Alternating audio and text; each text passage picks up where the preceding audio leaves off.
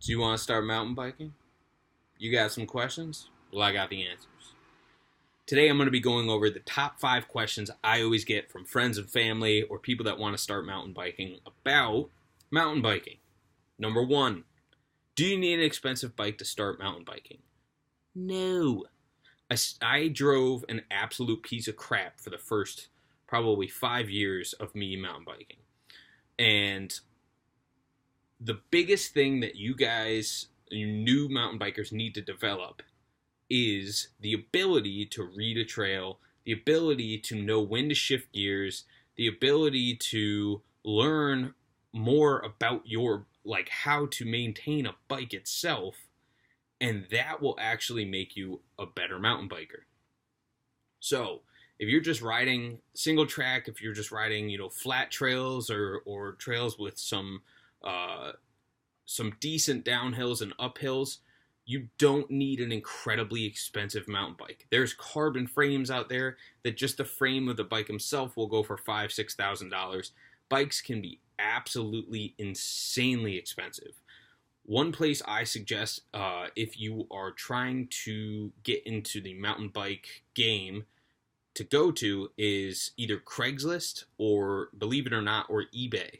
I was able to find my girlfriend a GT Aggressor on eBay for perfectly fine condition. Tires were a little worn, but $150 I think I got it for. It was a few years old, but it works perfectly fine. You don't need a super expensive bike to get started. Like I said, I got my girlfriend a GT Aggressor. That's not a super expensive bike right out of the gate, and it rides perfectly fine. Yeah, it's a hardtail, but who cares? It will get her far enough that when it's time to get her a nicer bike, we'll have some more money saved up, when the time comes. I started off on an Iron Horse Maverick. It wasn't a terrible bike. It was a full suspension bike for under $500. Take that as it is. It's not going to be the best bike in the world, but at the same time, I was able to develop my skills as a rider on that bike, and then when it came time to go and buy a new bike, I had saved up enough money where I could have gone and now I ride a Pivot Mach 5, and I nicknamed it SpaceX because my name's Steve Pace. SpaceX. The thing looks like a rocket ship, so I was like, this thing's awesome. I'm going to nickname it SpaceX. But that is my bike.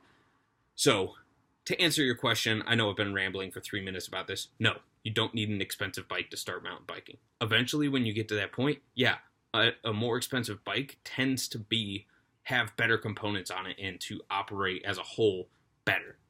Number 2, do I need to wear a helmet? Yeah, you do. This isn't... okay.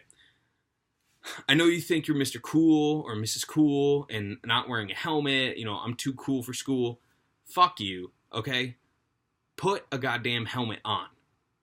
I see people ride around all the time. I live in Boston. I road bike most of the week. I ride my bike to work every day. And I see people without helmets, and it just drives me absolutely up the walls. I've been hit by a car on my bike. I've been run off the road by a car on my bike. I've flipped off my bike into a tree. I've ran into boulders. And if I wasn't wearing a helmet at any of those points, that would have been a concussion, possibly getting knocked out, possibly getting knocked out again. Your brain is way too important to... Dude, get rid of your ego. Okay, put the goddamn helmet on. I would suggest getting one that has a bit of a visor on it, so when you're out in the woods, you're not getting light shine in your eyes all the time from the sun. Also, I would suggest getting one that has really good ventilation on it. I think I have a Gyro. I don't know what the name of the actual helmet itself is. Revel. I think a Gyro Revel or something like that. Super entry level helmet, but it fills my needs. It gets the job done. Do you need a full face helmet? If you're just starting out, I would say no. Unless you're starting out and just going right to downhill biking, I wouldn't say that you necessarily need a full face helmet yet. I would get a good mountain biking helmet. Gyro makes great ones. Smith makes great ones. There's tons of companies out there.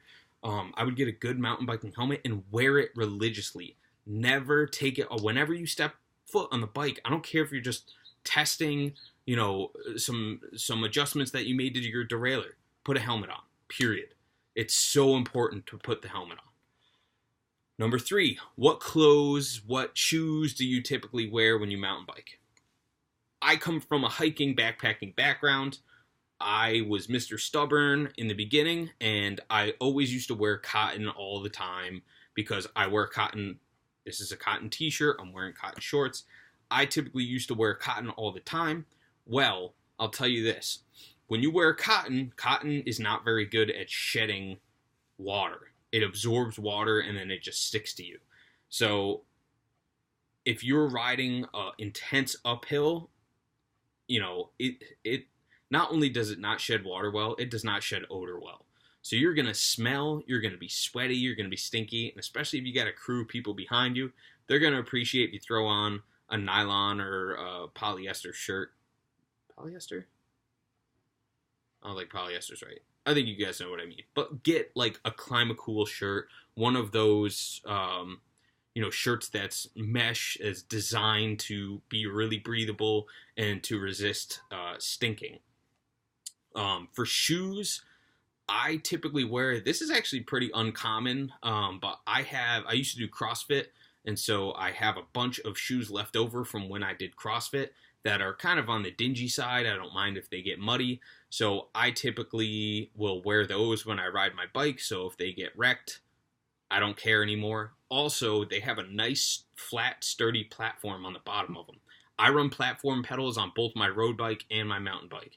So having something nice and stable and having rubber on the bottom for my pedals to really bite into, those work really well for me. I know tons of people that wear Vans. If you can afford them, go for 510s. Those are really, really nice mountain biking specific shoes. But I would suggest wearing nice, cool, breathable clothes. If it's a little cold, there's nothing wrong with wearing a sweatshirt and jeans when you go mountain biking. But if you're going on a long ride, being wet when it's cold out is just not a good idea. So I typically wear shorts. I got like board shorts on. I would wear a nylon breathable shirt. And I typically run a backpack, so having that nylon shirt helps it breathe really well. And then I wear my Reebok CrossFit shoes. But I would suggest going for skate or mountain bike specific shoes like Vans or 510s or whatever other companies there are out there. Do you crash a lot? Yep.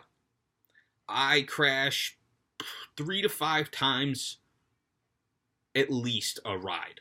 Not, over the handlebars, eating shit on the other side, crashing my face into rocks, but just going from being on my bike to off my bike, I'd say probably 3 to 5 times a ride. I crash all the time, but a lot of the time that I do crash, it's either I hit something that I didn't expect or didn't see, or I made a really bad decision when I picked the path to follow. If I'm trying to navigate my way through a rock garden and I'm going way too slow and I'm doing that bounce up and down on my shocks, a lot of the time that'll almost bounce me off my bike. So if I hit it a little harder and I pick my line a little bit better, then, I'll typically go through it no problem.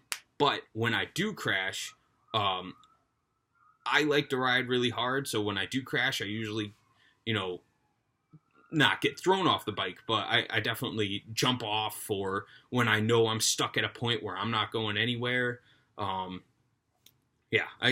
crash all the time. One thing I did this past weekend was I was going down, there was a bunch of boulders integrated into the trail. They didn't stick up too high, but it was a sizable rock that you had to go over, and those rocks are all really slick with algae. And so I was standing at the top of it trying to pick my line to go back down, and I put my foot down, and the second I put my foot down, I started slipping down it. And the rock was probably 3 to 4 feet out of the rest of the trail. And so I felt myself going. I just put my hand down to the other side and just kind of followed my bike all the way down, and, you know, yeah, I landed on my butt, but it could have been way worse. I consider that a crash. So yes, you're gonna crash all the time. Do not get discouraged. It happens. Aim for the leaves. That's pretty much the best thing I could suggest. If you were super afraid of crashing, I would suggest taking up fat biking and start going in the winter. And the reason I suggest that is if you have a fat bike, you can ride it in the snow. If you crash in the snow, it's just like falling off your sled. It's not quite as painful as it would be if you were, falling off into a rock garden, which could really hurt, or falling off into a bed of leaves, which there could be sticks and stuff like that. Or, honestly, just suck it up. You know, yeah, it sucks, you're crashing, but think of the amount of fun that you're having up until the point that you crash. Yeah, it sucks, but at the same time, you're having a ton of fun.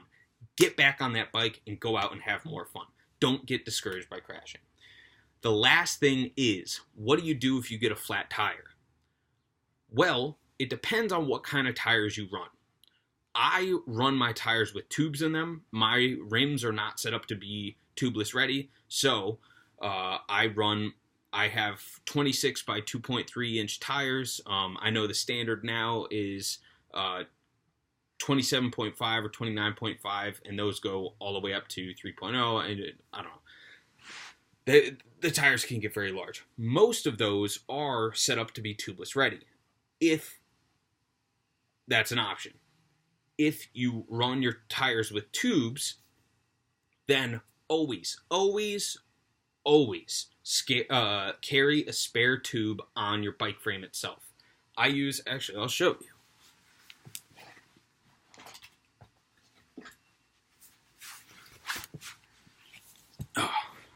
This is my spare tube. I roll it up, and if you look on a lot of the nicer mountain bikes, there is a connector. So if this is the seat post and this is the top tube, there is a welded piece that connects the two of them.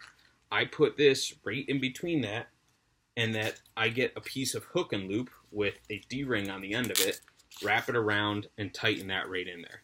And so I know no matter where I go, when I leave, what gear I have with me, I always have the ability to pump up or replace and pump up a popped tire. Also, or a popped tire tube, I should say. If you puncture the side of a tire, then you're going to need to get a patch kit.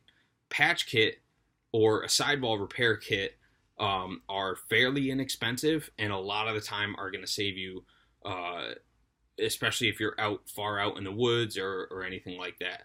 And pretty much what you do is you take out the patch kit, you rub in rubber cement, and then you place the patch over it and hold it down, just let it sit for a little bit, put the tube back in, let that inflate, and then you'll have the opportunity to ride out of there. If you run your tires tubeless, then obviously run them with some form of sealant in them. You have to run them with some form of sealant in them. A lot of the time, the sealant will just take care of it. But most of the time, it doesn't. So, if you guys aren't already subscribed, look at the channel Seth's Bike Hacks. He runs almost all of his tires tubeless. And he has a ton of good tutorials about what to do if you pop a tire with tubeless tires. He has these things that he uses called bacon strips. Very similar if you puncture a tire or put a screw through a car tire. You pretty much just take a strip, you put rubber cement around the whole of it, you kind of rough it up a little bit on the inside, and then you put a plug in it. And what that does is that fills the void, and then when you pump the tire back up, that'll hold together. And it pretty much save you from having to go out and buy a brand new tire. So I hope that that helped answer some of your guys' questions. I know people ask me questions about mountain biking all the time, so I'm going to keep firing out these videos. Hopefully next time I can come out with a few different examples. And if you guys have any more questions, please shoot them down in the comments. I'd be more than happy to answer any questions that you have.